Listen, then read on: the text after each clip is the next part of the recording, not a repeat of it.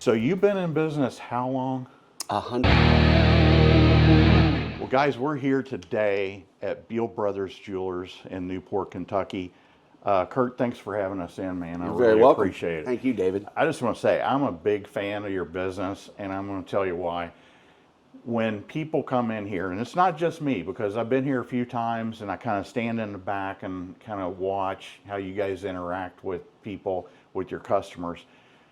First of all, you act genuinely happy when somebody walks through the door.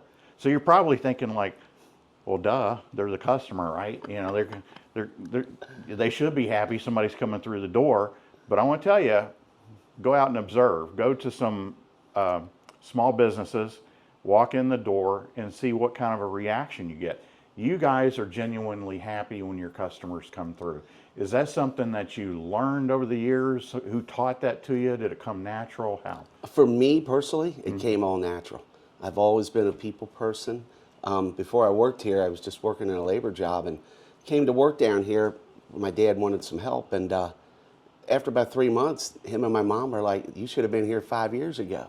You know, just naturally The talking to impact. people and, you know, enjoying what you're doing. You know, it is a retail jewelry store and other things we do, but it is a lot of joy, and I enjoy it. And my son too, and my daughter, we all just enjoy being here. Yeah, It's crazy. and it shows. And that's something that customers, you know, somebody like me that is in business, I pick up on it and I see that to regular customers that come in. Right. They just get a special feeling. Right. And it makes them want to come back. I think that's why we get so much repeat business. Oh, I'm sure. And referrals, which these little businesses, they live and die on those personal referrals. Absolutely. Hey, go visit this guy, no matter what you're doing. But there is days that you're not in the mood to talk to people all day, but very seldom. You know, that month of Christmas and in the May and June's are big months. You get a little tired. You just got to fight through it on the end of the day. But yeah, if I didn't like the customers, we would have got out of here a long time ago. Sure. But it is fun. The second thing that I noticed, and I've got three, so number two is that when customers come in, no matter who it is, you call them by name, it seems like. You know everybody's name. Most of them, and I've been gifted with a good memory, you know. And the last names I struggle with, the first names I definitely know who they are. Well, and how important is that? Oh, In business, huge, right? It's great.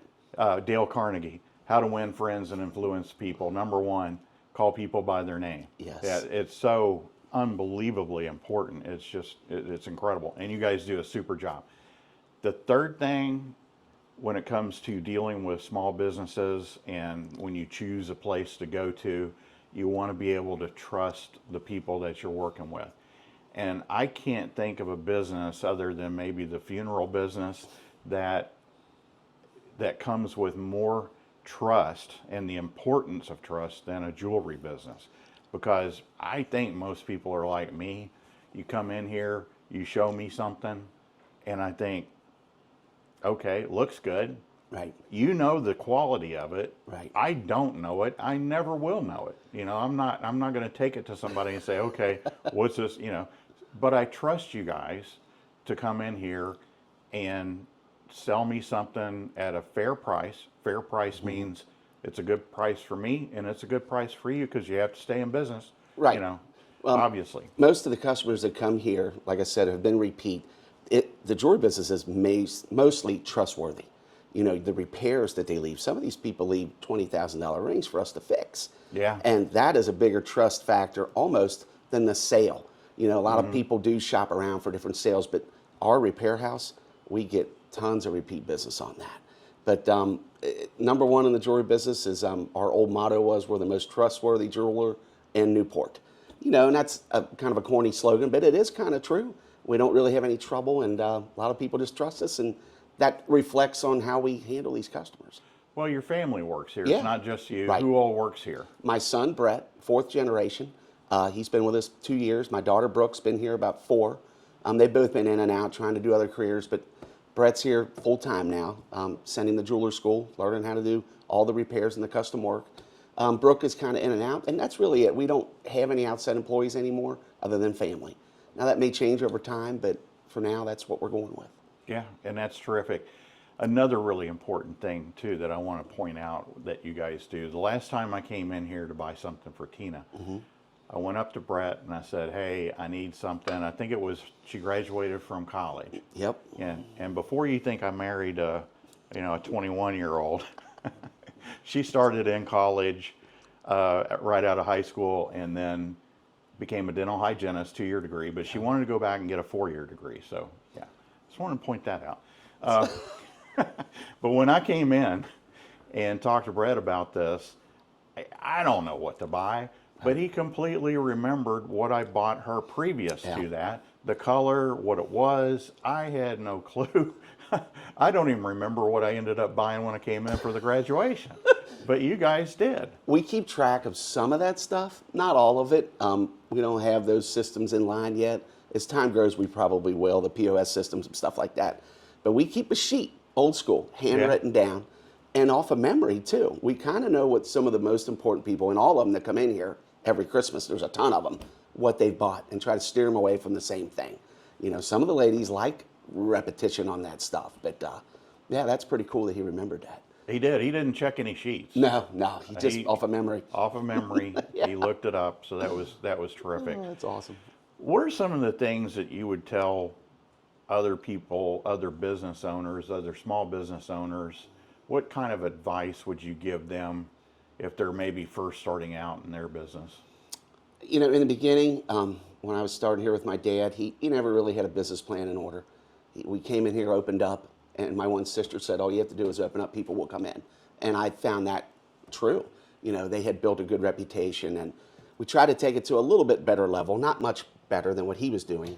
But I learned very early on that I need to know my banker very well. I had no problem getting lines of credit. That was huge in some down times. You buy inventory sometimes that you don't sell real quickly, be able to get paid to the bank and be able to go to them. Showing up here every day and getting to know your customer and a way to reach them and service them better. That's kind of the best way that I would tell any small business guy a couple things going in. Word of mouth. Word of mouth. Even in this digital age Yes. with all the social media, it's still number one. Yeah.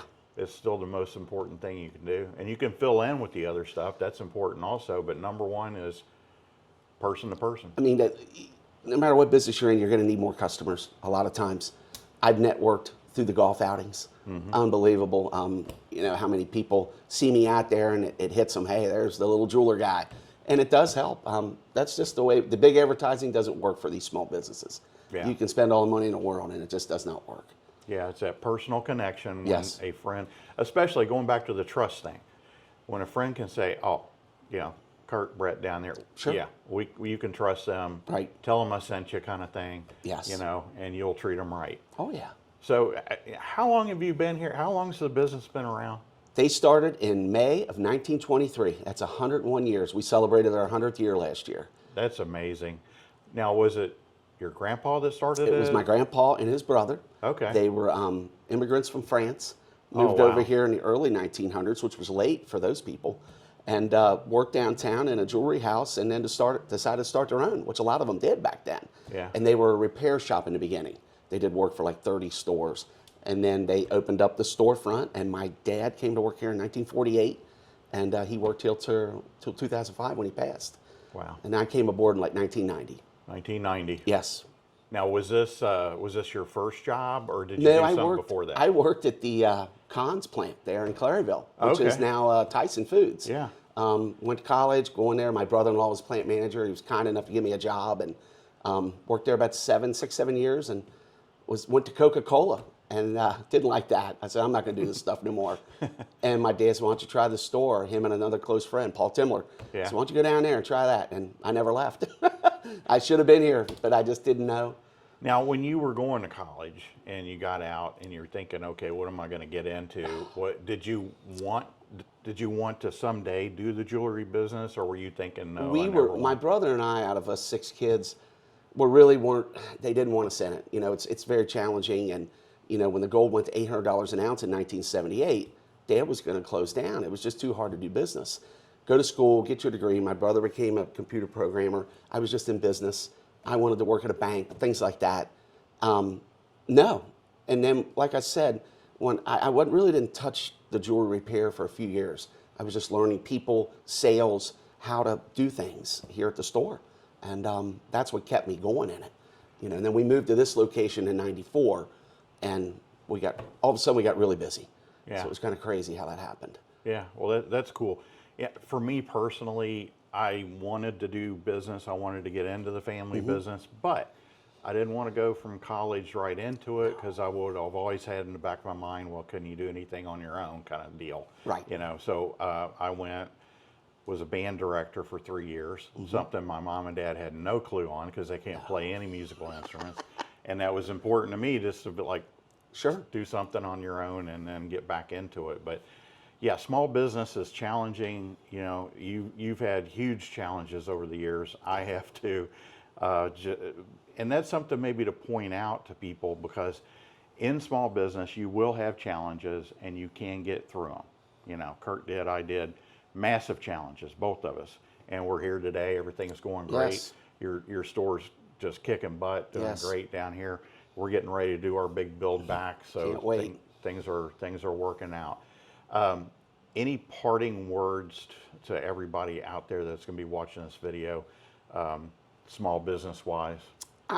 You know, as far as all the small businesses, regardless of the jewelry store or whatever, to tell the people, go give the small mom and pop a chance. You know, they may have something that you didn't realize they had or did. There's a ton of them, and they just need a little chance. You know, the online ordering has killed a lot of these places. But stay positive when you're starting a business or owning one. Again, you're going to have to work a lot of hours, but it's all worth it in the end. I mean, there's days, most of the days I come in here in shorts, you know, in the summer, and the customers have adapted to it. But yeah, just stay positive and think things out, and don't be afraid to ask for advice. A lot of people out there willing to help you. Oh, yeah.